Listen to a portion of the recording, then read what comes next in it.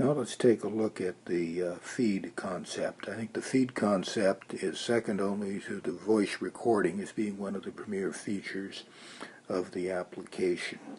When you hit the feed button up here, when you're looking at a normal kind of page, you go into the feed mode.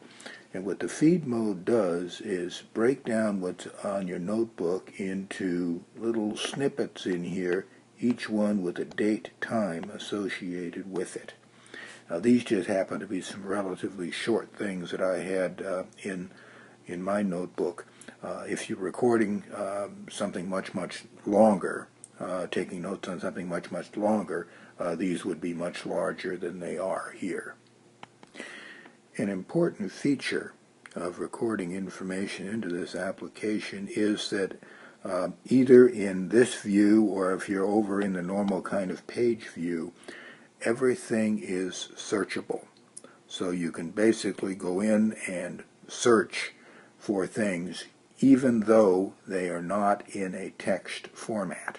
In an alphanumeric format, it'll be able to go in, and if I were to say search in here for this word orzo restaurant, if I were to type that into the search field, it would likely find it, even though I generally have relatively poor handwriting.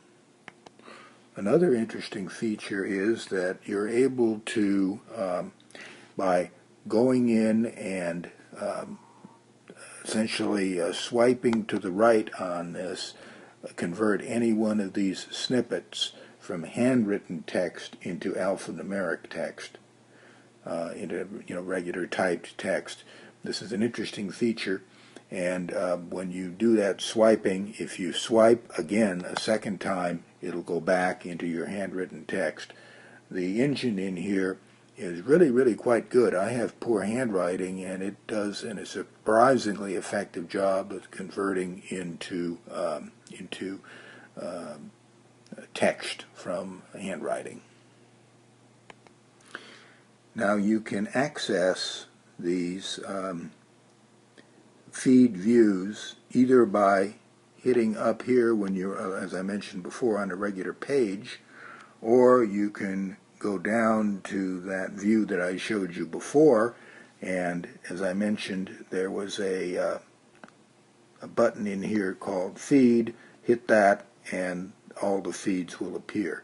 Also, when you're over here in this display, up here is where you would enter the search engine, and you would type in whatever you were seeking to find, and it would go into this notebook, or if you have a half a dozen other notebooks in there, and retrieve the information for you.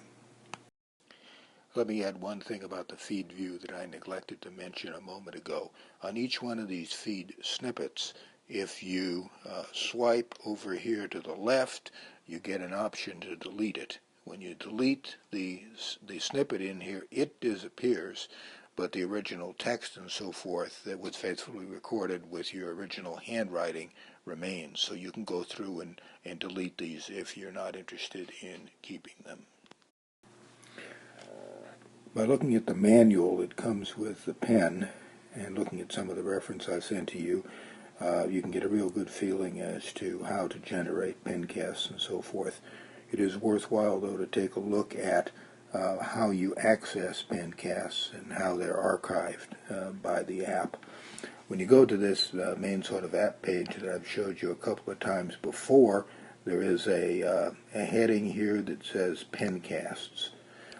You can either tap on one of the individual pencasts in here to bring it up, or what I more generally like to do is just tap on the overall heading pencasts.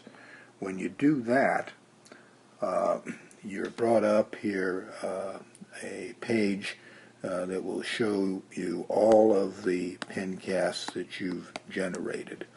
Remember now, when you make a pencast on a page, even though it could be short or it could be long, it ends up just being an individual kind of a pencast. Now, when you go ahead and tap on one of these pages here in this view, then you're taken over to the Pencast page, where, as you have seen basically by looking at the manual and so forth, anything that has audio associated with it will be in green, and when you hit the little icon down here, it will play the audio in sync with the handwriting that you have up above. You may want to store your notes in Evernote or Dropbox, or you might want to email them to someone. This is a little bit tricky in terms of some of the steps, so let me show them to you. The first thing you do is bring up your notebook page. Then pick a page and tap on it, and this will then bring you to an individual page. You're just seeing one page here. What you next need to do then is use two fingers at the same time to squeeze things down and minimize the page. This will end up popping up additional pages. The additional pages look like this. What you then need to do is hit the select button over here and tap on the various pages that you want to send to Evernote, email, or something else.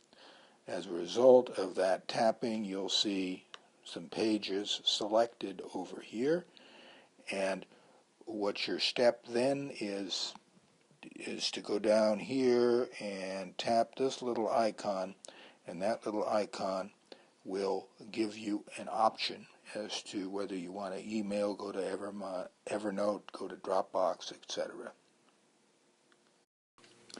Finally, a few comments on sending Pencast to other people. First point is, if you're sending Pencast to an individual who has the app on their smartphone, no problem, they'll be able to read it right away. If, however, you're sending it to someone whose smartphone does not have the app, or you're sending it to a desktop, there are some special procedures that need to be followed. The first thing you need to do is initiate the usual sending procedure, which means hitting this icon down here and picking either an email address or a destination where you're trying to send it. What will be sent out will be a special PDF with audio attached, requiring a special reader. Whoever receives the PDF and taps on it will have the following screen appear and will be asked to go to the addresses indicated here.